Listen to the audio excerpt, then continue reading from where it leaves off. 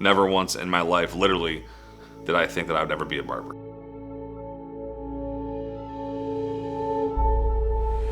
We're all told to write our own story. But it seems the harder we try to pull away from who we are, life pulls us back even harder. The ancient Greeks personified this idea in the myth of the Fates, 3 weaving goddesses that together work the thread of life to determine our destiny. Our whole life already decided. Believe it? Don't believe it. But the question has been raised for thousands of years, so you have to admit, it does make you wonder. This is Joe Jr., local barber, owner, hot rodder, and son of this man, former owner and Chicago haircutting legend, Papa Joe. Now, this isn't the told and retold story of some labor of love bullshit. This is a story about barbering and how in this family, you don't outrun that fate. So I'm a 3rd-generation barber. My dad, Papa Joe, or Joe Sr., has been a barber for 60-some-odd years. And my grandpa was a barber his whole life, on top of 2 uncles that were barbers as well. So yeah, but my grandpa was a barber in Italy. Came here in 1955 with my dad. My dad was 9 years old. And then my dad graduated high school, became a barber. My grandpa had a barbershop on the south side of Chicago. He passed away before I was born. And then the shop's been here since 1968. I really didn't really think about opening up my own shop because, like I already said, I was still working for my dad, but only part-time for my dad. And I used to go to other shops to work. And I stayed there, and then I didn't make no money. I moved to the next shop and the next shop. And so I worked in a lot of shops until I decided to, when I got drafted, and then I come back out and I couldn't find a job, as a barber. You were making nothing. You're lucky if you did 1 customer a day or, 2 customers a day at the time. I said, I'm going to open up my own shop. And that's what I did. Throughout ancient history, boys become men through a rite of passage, stripped from their mothers, blindfolded, left out in the wilderness to fight for their lives. When and if they found their way home, they came back men and warriors.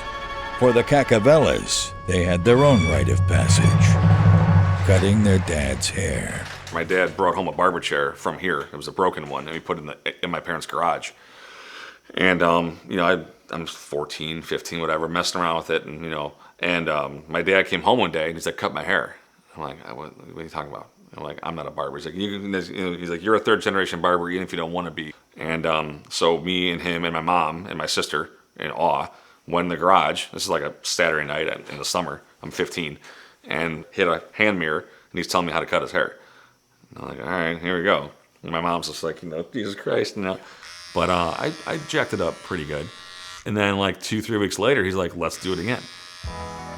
As Joe Jr.'s first haircut came and went, he braved his first attempt at not becoming a barber by going to college and entering the corporate world to make that sweet, sweet cash.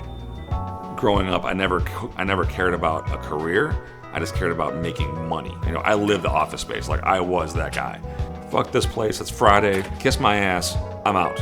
I remember walking out the door like, oh, the sun is so bright and birds are chirping and I have 2 days on the weekend to do what I want to do. And then Sunday night I would cry because I had to go back to work. As the allure of making money in the corporate world started to fade for Joe Jr., the idea of joining the family business started to take root. But like on my day off, I would come down here and hang out once in a while. You'd see these guys just having just a great time. The guys coming to the barbershop, they're taking their tie down. Oh, I don't got to be home for an hour, and talking about how they hate their wife or hate their kids or their 6 girlfriends or job problems or whatever. But it was all like a positive environment. My dad needed a barber for the 2nd chair, and he told me, Joey, if you know anyone who cuts hair, I need a barber in this chair. So I started going to people that I know in my age, which was then 30 years old, who needs a shop. Because I wanted to get a young guy in here instead of having some old crusty dude to see if the young guy would kind of revitalize the shop, and did. It wasn't just him, it was just a younger barber, and then at that time. So Logan Square was blowing up in 2010. Rockabilly traditional, simple haircuts and pompadours were the haircut then. This guy who worked here had one. He had tattoos. He was a bartender, and this. He brought his buddies into this shop. So all of a sudden, the old man barbershop is not the old man barbershop anymore. Now it's just an old barbershop. And it worked like a fucking dream. You know, I'll pat myself in the back a little bit for what's happened, but it was like perfect timing. So not till I literally got older, and I was like 25, 30, you know, coming on 30, whatever, I realized, I'm like, okay, what am I going to do for the rest of my life? And not just, you know, have a job for 2 years and quit it because I hate it. Like, I need to do something. And, you know, I live upstairs, and I'm thinking about this while I'm hearing haircuts happening. I'm like, well, I guess I should just kind of bite the bullet and work here. In Chicago, you go to barber school, get your license, and then you're free to cut hair. But in this family, that's not the case. The real education comes from one place and one place only: your father's shop. And it was a two-man shop that I remember. The chair was empty because only one man, him. So we would make my brother go there. He used to cut his friends in the second chair. My dad would say, shave him, do that. Of course, he'd be chopped up a little bit because at that age. And then people say, how can you be a barber, a cut hair at 5 years old? My toys was a scissor, a comb, and a razor. Yeah, it was easy, but it was also hard. In other words, when you didn't pay attention, he'd grab that strap and he'd, boom. I mean, that's pure leather. And you got a couple welts, so then you learned. When you're here, and he used to say, you're under my roof, and you don't like it, there's the door. The first month I worked here, my dad didn't even let me cut hair. I went to barber school, spent 20 grand to go to barber school. He's like, you have to sit and watch. And I'm like, I got all these bills, and I know how to do it, but he just wouldn't let me do it. He wanted to make sure that my haircuts were equal to what he wanted to see leave as a Joe's haircut. Me and my dad have gotten some epic arguments in the shop in the 10 years I've worked here. I mean, we still do today. I work here, and he works 4 or 5 chairs away from me. I mean, he fired me one day in like the middle of the day, and he literally unplugged all my clippers in front of the whole shop. And he's like, go upstairs. I'm like, we got into it that bad. And he's like, I want you out of my building, and I want you out of my shop. So I'm like, hey, Mom, can you play a little buffer here, you know? So, I mean, it's been, I mean, if I were to die tomorrow and someone's like, what's the hardest thing you've done in your life? I'd be like, working with my dad, 100%. Not the business side, not the growing side, not customers, not taxes, not whatever challenges business owners have. It's literally working with my father. Joe Jr. did get his father's blessing to cut hair at the shop. And better yet, he eventually earned enough trust to buy it, carrying on the family tradition.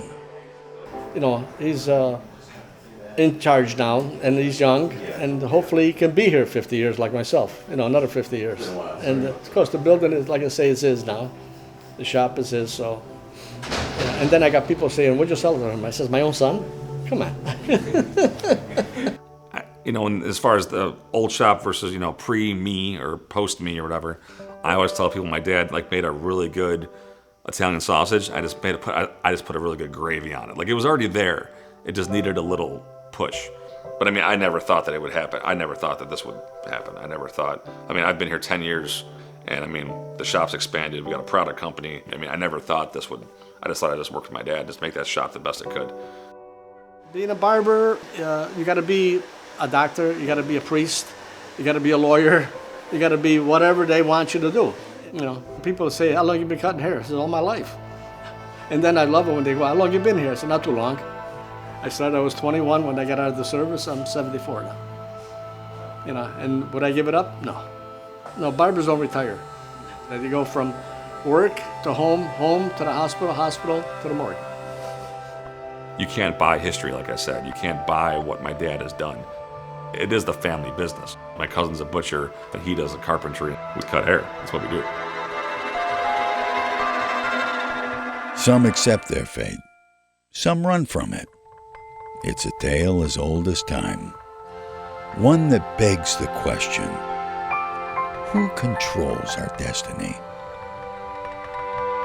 There's only one way to find out. So go ahead, write your own story.